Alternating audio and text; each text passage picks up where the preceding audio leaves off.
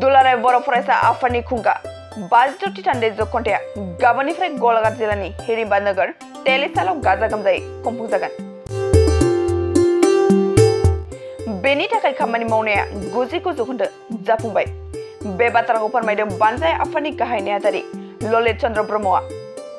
मख'जाथावदि बे हाबाफारियाव 2024 मायथाइनि 2, 3 आरो 4 फेब्रुवारियाव सानथामनि मेहेरगोनां हाबाफारिजों गलाघाट जिल्लानि तेलिसाल ओनसोलनि सिङाव थानाय हिरिम्बा नोगोराव खुंफुंगोन। बे थान्दै जख'न्थायनि थाखाय गलाघाट जिल्ला दुलाराय बर' फरायसा आफादा गोख्रोङै साखाफारा जादों। खौरां मोननाय बादिब्ला दुलाराय बर' फरायसा आफादनि थान्दै जख'न्थायनि थाखाय थागथियारि खालामनाय हाबाया 99% जाफुंसारबाय।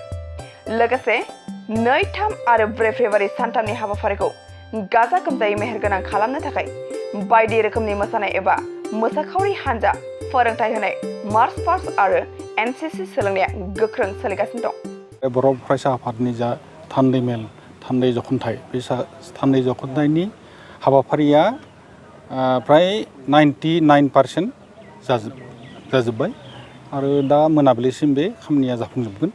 दा जोंना माखासे आनसलिक आरो माखासे जिल्ला दा नै सफैबायानो जोंना थान्दै बिथांमोना। दा बिथांमोनखौ जों दोननायनि माबाखौ बेबस्थाखौ खालामदों। बेनिफ्राय दा जिखिनि एसे एनै मावनो गोनां दं जा बियो माने साफा खालामनाय बा जिखिनि माने लाइट बेबस्था लाइटनि खामानि बेखौ जों मावगासिनो दङ। जोंनो दुलाराय बर' फरायसा आफादनि मिरुनिफ्राय जोंनो खोन्थानाय मथे बे थान्दैयै आरो जा माने अबजारभार लोगो जयैनो माने 5000निबो बांसिन जागोन होननानै बिथांमोना खोन्थाहरदों। थान्दै हिसाबै 3000 जोङो जिहेतु जोंखौ बानजाय आफाद हिसाबै दाना होदों बिथांमोनखौ मोजाङै खुंफुंनो हरनो थाखाय जोङो बयबो जा जोंनि साब कमिटिफोर बे साब कमिटिफोरा गासिबो साखाफारा जाना दंखायो बिथांमोनखौ माने सिबिनो थाखाय।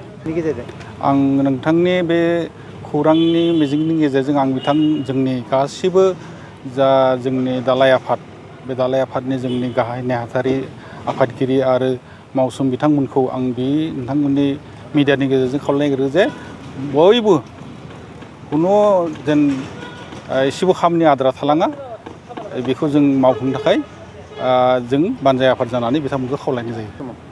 बे समाव आं जोंनि मावथिफारिया लोगो बिथांमोनखौ आं बेखौनो खावलायगोन जे बे जा जिथुनाखि जानो गोनां आरो सानथाम हाबाफारियाव जे गासिबो जों कपारेसन होलायलायनानै जोंनि मेन बानजाय आफादजों सावरायलायनानै जों गासिबो खामानिखौ मावनो जों नाजाबाय थागोन। दा जोङो धरक बिथांमोना जेन लामाखौ आन्दाया बेनि थाखाय जों गलाघाटआव गेट होदों।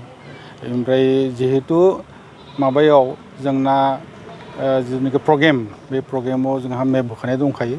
बे मेप होखानाय बायदियैनो बिथांमोना हयथ' सफैनायाव जेबो उसुबिदा जानाय नङा होननानै आं सानो। मोनसे गोजोनथाव खौरां।